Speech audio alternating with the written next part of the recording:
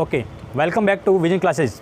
आज हम बात करने जा रहे हैं पत्ती का जो पार्ट होता है, थर्ड पार्ट, जो कि एरियल होता है, जो कि पौधे की तनों से निकला होता है, जिसका नाम है आपका लिप्स। क्या है?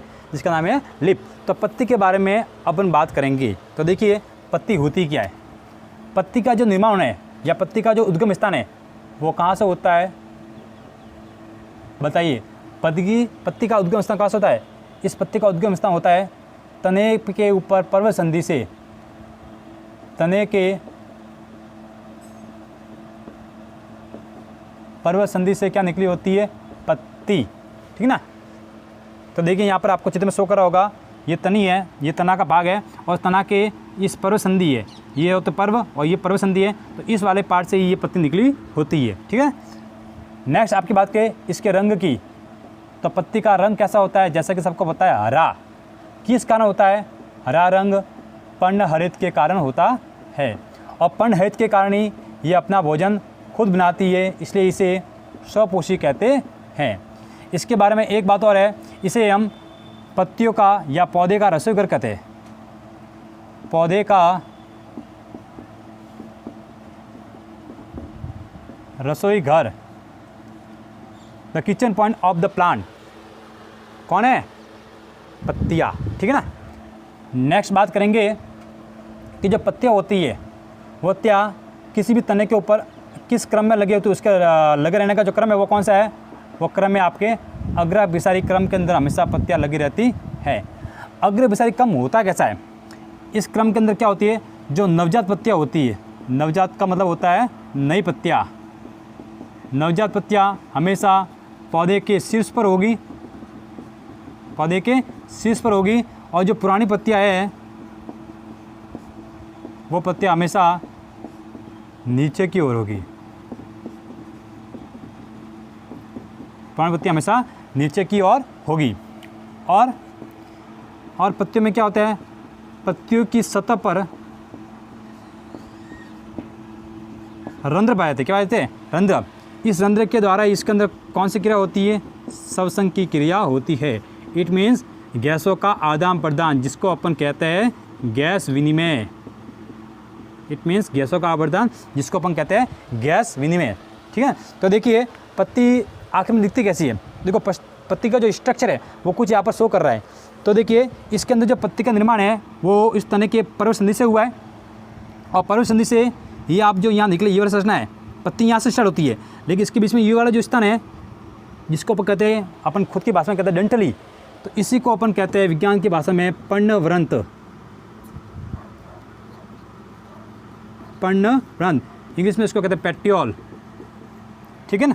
अब ये पर्णव्रंत जैसे ही इस पत्ती के अंदर एंटर करती है, तो इस वाला जो बीच वाला पार्ट जो कि इस पर्ण के पूरे शीर्ष तक फैला होता है, इसको अपन कहते हैं मध्य शिरा। It means mid rib. ठीक है ना। और इस पत्ती के जहाँ से ये निकली होती है, इसके यहाँ पर ये कुछ स्ट्रक्चर दिखाई देती है। इस स्ट्रक्चर को कहते हैं अपन कक्षस्थ कलिका। कक्षस्थ कलिका पत्तियों के हमेशा कक्ष में ही होगी। ठीक है। चलिए, अभी मध्य शिरा से कुछ ये पार्श्व शाखा निकली होती है या पार्श्व शिरा निकली होती है। इस शिरा को कहते हैं अपन पार्श्व शिराएँ। और ये पार्श्व शिरा है, आगे जाकर जाल निर्माण संरचना बनती है। इस जाल के आधार पर ही पत्तियों के अलग अलग टाइप होते हैं, वो हम आगे पढ़ेंगे। ठीक है ना। पत्ती का जो ऊपर वाला भाग होता है इसको कहते हैं शीर्ष भाग। और ये जो ग्रीन कलर का पार्ट देखते हो आप, मिड रिब के इधर वाला भाग और इधर वाला साइड, इसको कहते हैं अपन पर्णफलक। It means lamina. ठीक है।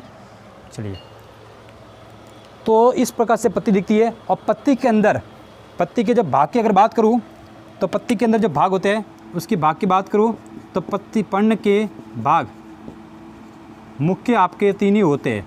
मुख्य आपके तीन ही है। कौन कौन सा? फर्स्ट भाग है इसका पर्णाधार, पर्ण बेसिस या लीफ बेसिस, जो कि पत्ती का आधार होता है, ये वाला पार्ट पर्णाधार। सेकंड टाइप है इसका पर्णव्रंत। इट मीन्स पेट्योल, जिसको अपन कहते हैं डंठली। और थर्ड वाला पार्ट जो मेन पार्ट है, जिसको कहते हैं अपन पर्णफलक। It means lamina.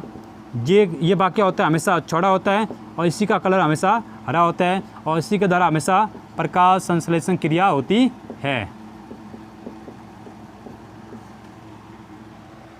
अब हम बात कर रहे हैं पत्तियों के भाग के अंदर। इसका फर्स्ट जो भाग है जो मैंने आपको बताया है पर्णाधार, पत्ती का आधार भाग। तो इसके बारे में बात करेंगे। पर्णाधार क्या होता है? पर्ण प्लस आधार। पर्ण प्लस आधार मतलब तने के जिस भाग से पत्ती जुड़ी होती है, जैसे मैं बता दूँ तो ये तना है, तो तने के इस वाले भाग से निकली होती है, तो ये इसका क्या पर्णाधार। तो तने के जिस भाग से पत्ती जुड़ी होती है उसको अपन कहते हैं पर्णाधार। तो ये कुछ पौधों के अंदर पर्णाधार क्या होता है? फूला हुआ होता है। कुछ पौधों में पर्णाधार फूला हुआ होता है। और फूला हुआ पर्णाधार कहाँ होता है? फूला हुआ पर्णाधार होता है आपका है जितने भी एक बीजपत्री पौधे हैं,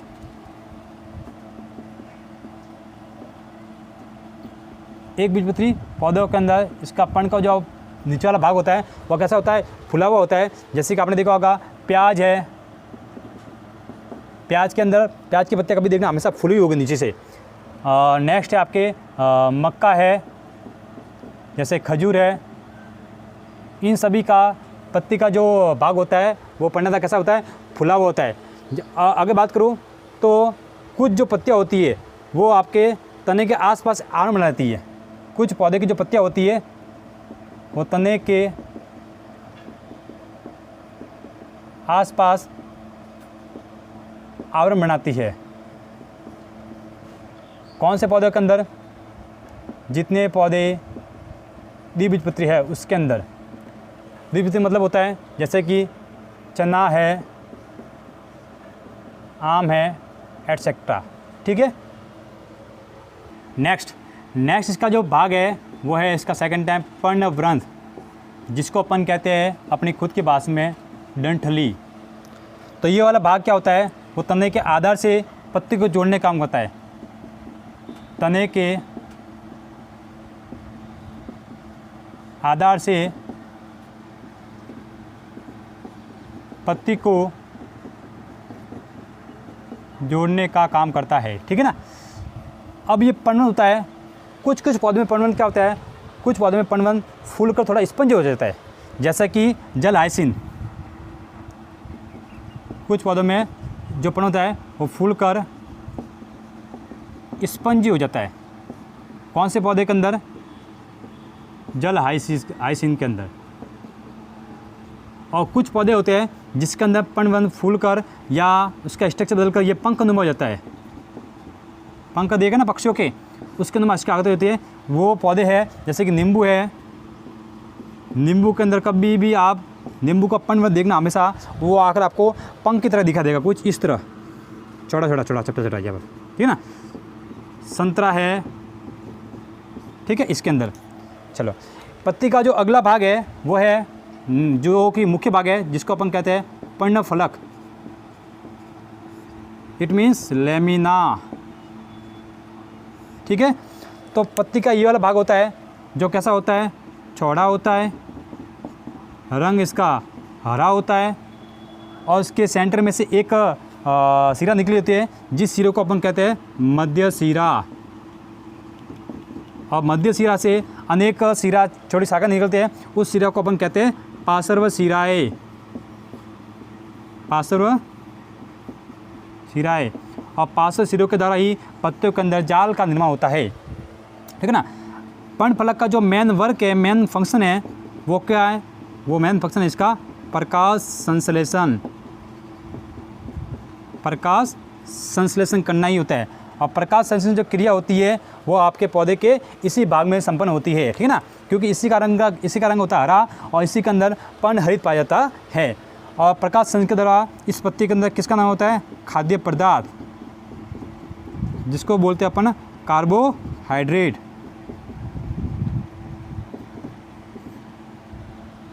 चलिए अब बात करने जा रहे हैं अपन पत्तियों के रूपांतरण के बारे में। तो पत्ते के रूपांतरण आपके दो ही टाइप के होते हैं, और दोनों ही टाइप आपने शायद सुन रखे होंगे, पढ़ रखे होंगे। फर्स्ट टाइप है आपका पर्णकंटक।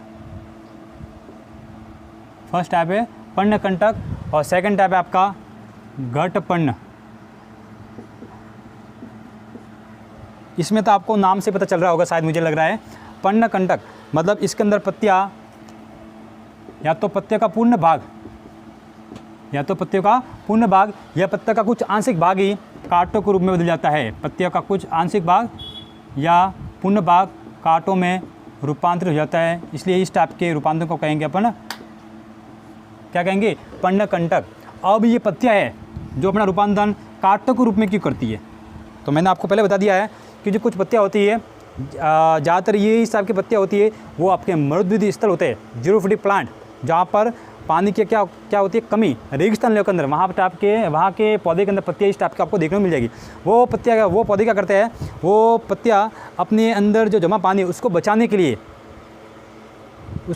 लिए वो पौधे की पत्तियाँ है जो कि कांटों में क्या हो जाती है, कन्वर्ट हो जाती है, कांटों में चेंज होती है, ताकि उसके द्वारा वाष्पोजन की क्रिया है, वो एवापोराइजेशन क्रिया है, वो न हो और उसके अंदर पानी बचा रहे। तो एग्जाम्पल इसके अंदर आपने पता ही होगा, जैसे कि नागफनी है,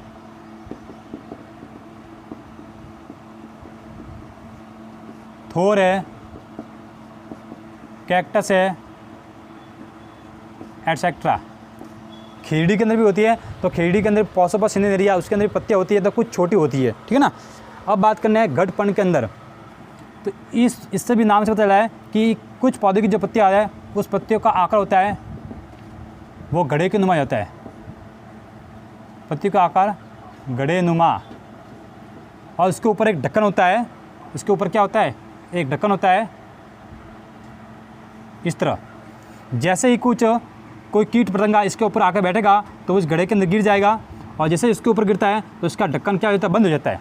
जैसे इसके अंदर गिर जाएगा तो ढक्कन बंद होता है, और ढक्कन बंद होने के बाद वो कीट इस गड्ढे में से या इस पत्तीनुमा संरचना में से बाहर निकल नहीं पाता है, और इस गिरने के बाद इसके यहाँ से कुछ पाचक रस स्रावित होते हैं। कौन से रस, पाचक रस, और पाचक रस स्रावित होने के बाद उस रसों के द्वारा इस कीट का क्या हो जाता है, अंतिम संस्कार। जी हाँ, इस कीट का पूरी तरह से पाचन हो जाता है, ये बेचारा मर जाता है, इसकी सुसाइड यहीं पर जाता है, इसलिए इसको कहते हैं घटपर्णी पादप। क्या कहते हैं इसको, घटपर्णी पादप, इसका ही एग्जाम्पल है। घटपर्णी पादप को या कीटाहारी पादप भी कह सकते हो, घटपर्णी पादप, ठीक है। अब बात कर रहे हैं अपन पत्तियों के मेन फंक्शन के बारे में। तो पत्ती का जो मेन फंक्शन होता है वो होता है प्रकाश संश्लेषण क्रिया, और वो क्रिया करने के लिए उसके अंदर पर्णरहित होना जरूरी है। उसके अंदर उसके वातावरण से जो मिलने वाली जो कार्बन डाइऑक्साइड गैस है वो मिलना जरूरी है, प्लस उसके अंदर उसको उचित मात्रा में सूर्य का प्रकाश मिलना चाहिए, और उसके अंदर मृदा से जो मिलने वाला खनिज लवण है और जो जल की मात्रा है उसको पर्याप्त रूप से मिलनी चाहिए। अगर ये चारों कंपोनेंट किसी पत्ते को अगर अनुकूल स्थिति में या पर्याप्त मात्रा में मिल जाए तो उसके अंदर प्रकाशन क्रिया होगी, और प्रकाशन क्रिया के द्वारा उसका जो अंतिम उत्पाद बनता है उस अंतिम उत्पाद का नाम है कार्बोहाइड्रेट। और इस क्रिया के फलस्वरूप कुछ O2 के मॉलिक्यूल निकल आते हैं, वही O2 के मॉलिक्यूल हम लोग अपने श्वसन क्रिया के अंदर क्या लेते हैं, काम लेते हैं। तो देखते हैं अपन प्रकाशन क्रिया कैसे होता है, देखिए। तो इसका जो मेन वर्क कौन है, इसका जो मेन कार्य है वो है प्रकाश संश्लेषण, और इसके प्रकाश संश्लेषण के लिए घटक कौन कौन से होते हैं। इसके घटक है, फर्स्ट घटक है आपका पर्णहरित, सेकंड घटक है आपका कार्बन डाइऑक्साइड गैस, थर्ड है सूर्य का प्रकाश, और फोर्थ है जल। तो देखिए अपन इस प्रक्रिया को अपन एक समीकरण के द्वारा समझेंगे। इसको जो कार्बन डाइऑक्साइड गैस की मात्रा की आवश्यकता होती है उसके जो 6 मॉलिक्यूल होते हैं CO2, जो इसको कहाँ से मिलेंगे, ये इसको मिलते हैं वातावरण से। कहाँ से मिलते हैं, वातावरण से, ठीक है। प्लस इसकी जो क्रिया होती है वो 6H2 से होती है, ये इसको मिलता है नीचे से क्या होता है इसका, जल से।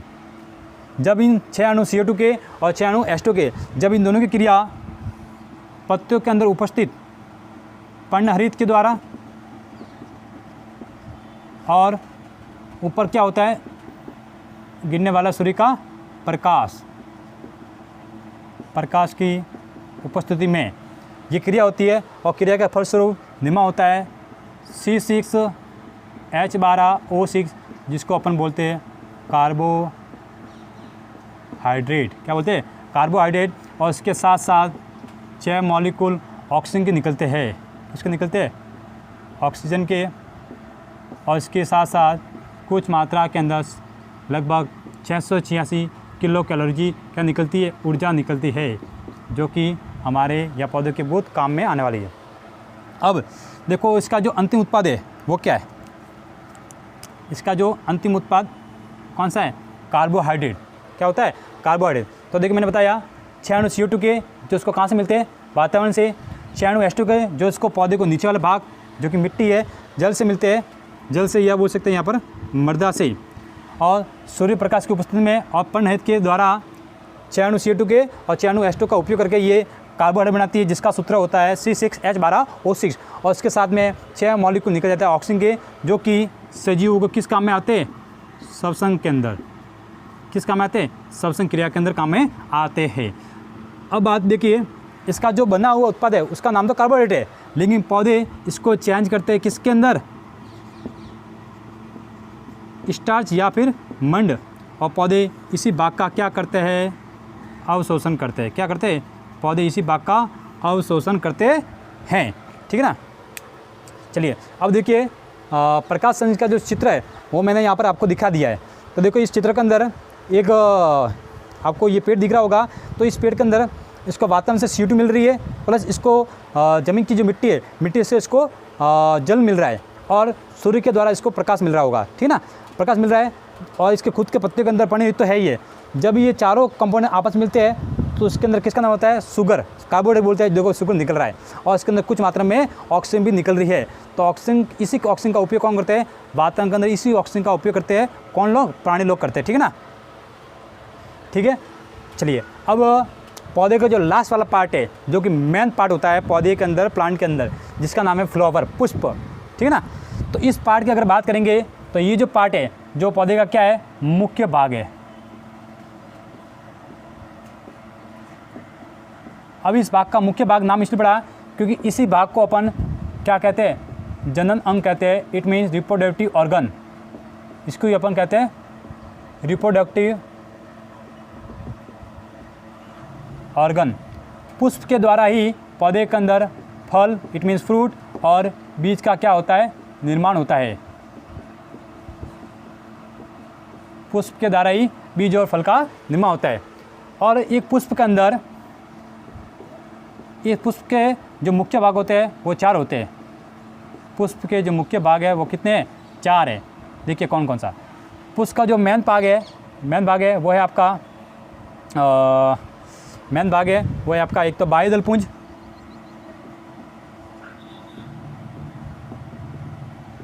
जो कि सबसे बाहरी चक्र होता है। नेक्स्ट का जो पार्ट है वो है दलपुंज। अगला जो पार्ट है उसको कहते हैं अपन पुमंग, इट मीन्स एंड्रोसियम। और लास्ट वाला जो पार्ट है जिसको कहते हैं अपन जायांग, इट मीन्स गाइनोसियम। तो ये 4 पार्ट, बाह्य दलपुंज, पुमंग और जायांग, इन 4 भागों से ही एक पुष्प का निर्माण होता है। तो आपको चित्र में यहाँ पर दिख रहा होगा कि देखिए यहाँ पर बाह्य दलपुंज, जो कि पत्ते के, आपने देखा कोई पुष्प देखा होगा तो पुष्प के सबसे नीचे वाला जो आधा उसका जो बेस होता है, उस बेस के आधा से कुछ यहाँ पर ये ऐसे मान लो ये आपका पुष्प है, तो ये इसका बेस है। तो यहाँ से आपने कुछ देखी होगी ये वाला प्लांट ऐसे ही, तो ये हमेशा ग्रीन कलर की होती है जो पौधे में आपको दिखाई दे रही होगी। ग्रीन वाला पार्ट कौन सा होता है, ग्रीन वाला पार्ट होता है बाह्य दलपुंज, ठीक है ना। और बाह्य दलपुंज के ऊपर यह वाला, ये आपको पंक्ति दिख रही होगी लाल लाल कलर की, इसको कहते हैं अपन दलपुंज। ये वाला पार्ट हमेशा कैसा होता है, रंगीन होता है। और पुमंग, तो देखिए इस वाले पुष्प जो है वो जिसके ऊपर टिका होता है, इस वाले पार्ट को, पुष्प जिसको टिका होता है इसको अपन कहते हैं पुष्पासन। क्या कहते हैं, पुष्पासन, ठीक है ना। देख दो आप चित्र के अंदर।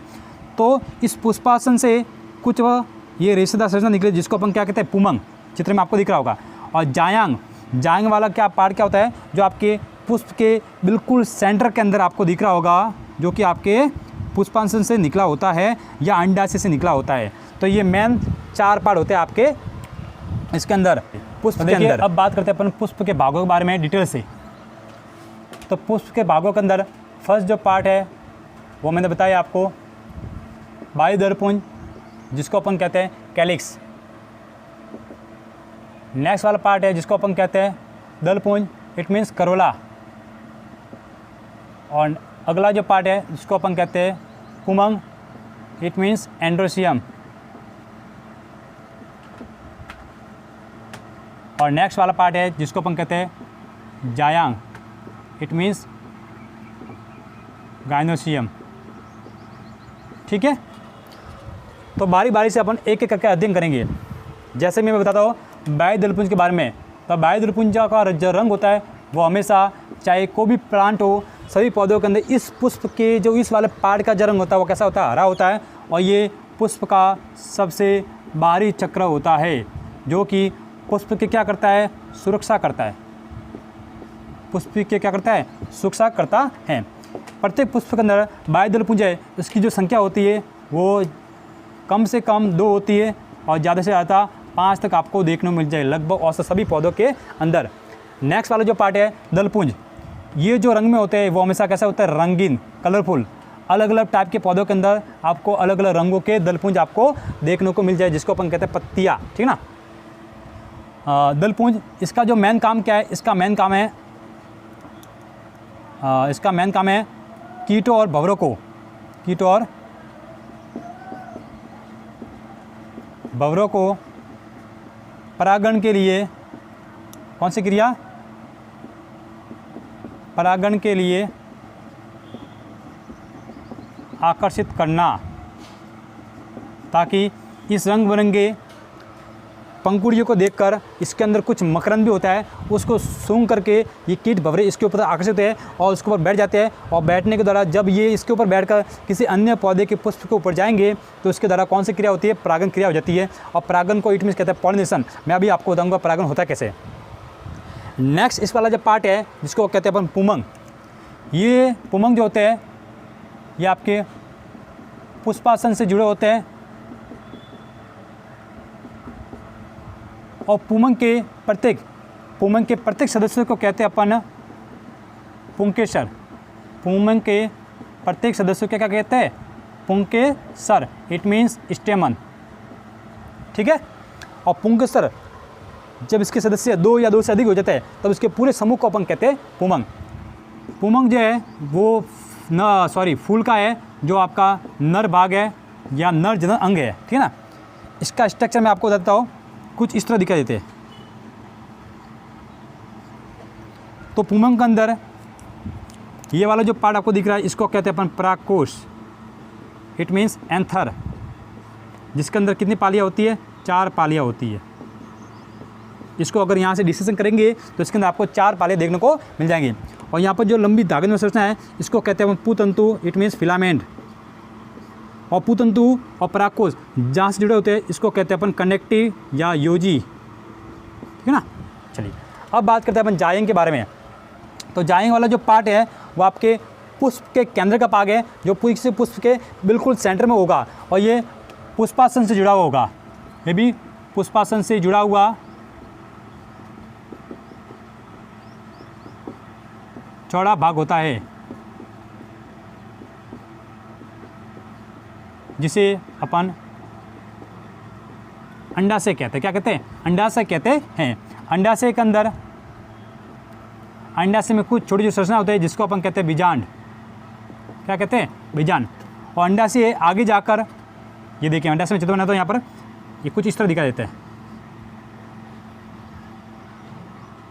ये वाला पार्ट। तो इस वाले पार्ट को कहते हैं अपन अंडाशय। इस अंडाशय के अंदर छोटी छोटी संरचना होती है यहाँ पर, जिसको अपन कहते हैं बीजांड। और जो ये गर्दननुमा संरचना दिखे इसको कहते हैं अपन वर्तिका, इट मीन्स स्टाइल।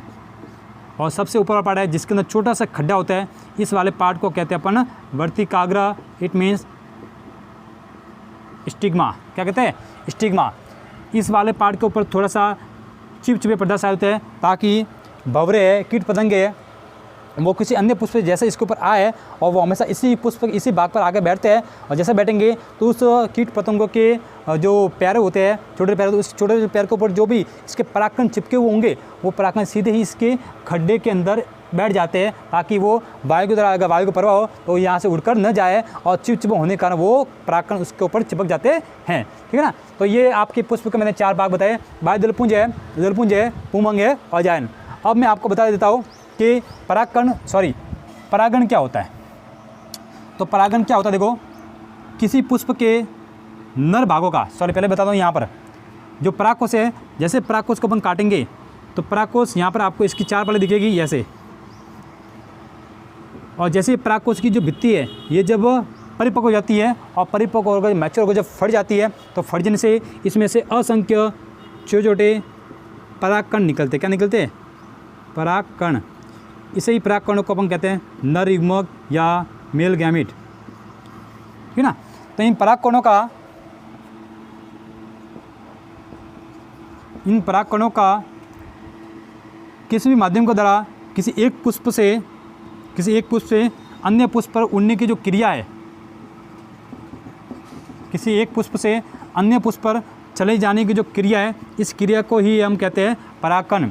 और परागकण के लिए ये अपने आप तो ज़्यादा नहीं है, इसके लिए कुछ माध्यम होते हैं। तो ये माध्यम कौन कौन से होंगे, या तो माध्यम होगा जल, अगर पौधे जलीय है तो उसके अंदर जल के द्वारा ही वो परागकण तैरते हुए किसी अन्य पौधे पर चले जाएंगे, या माध्यम होगा वायु के द्वारा भी बहुत सारे परागकण उड़ कर जा सकते हैं। और जिस पौधों के अंदर वायु परागकण होते हैं उस पौधों के जो परागकण होते हैं वो बिल्कुल कैसे होता है, लाइट वेट होते हैं, हल्के होते हैं, ताकि वो वायु के द्वारा उड़कर किसी अन्य पौधे के पुष्प पर चले जाए।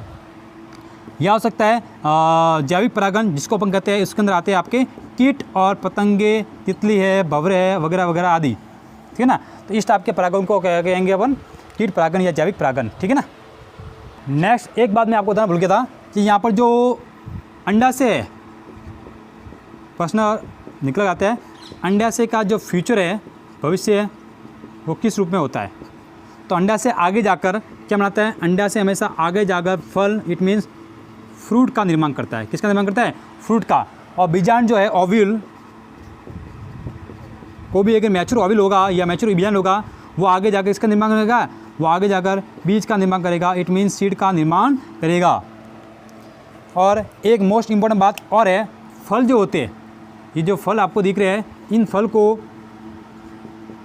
कृत्रिम रूप से पकाने के लिए अगर कुछ फल पक्के हैं तो आपने देखा होगा जब फल की पैदावार कम हो जाती है तो उस फलों को किसान लोग क्या करते हैं, या किसान लोग या बोल सकते हैं कोई भी कल कारखाना फैक्ट्री के अंदर जो कर्मचारी होती है वो उस फल को उसकी जो उत्पादन क्षमता है वो कम होने पर उनको कच्चे फलों को भी जल्दी से मार्केट में सेल करना पड़ता है। और उसे सेल करने के लिए वो पके होना बहुत ज़रूरी है। तो पकने के लिए वो लोग क्या करते हैं, उस फल के अंदर एक इंजेक्शन देते हैं जिससे वो फल जल्दी से रातों रात पक जाते हैं। उसका नाम है, या उस गैस का नाम है एथिलीन। तो एथिलीन जो है वो किस काम आती है, फलों को पकाने में काम आती है। किस काम आती है, फलों को पकाने में काम आती है, ठीक है।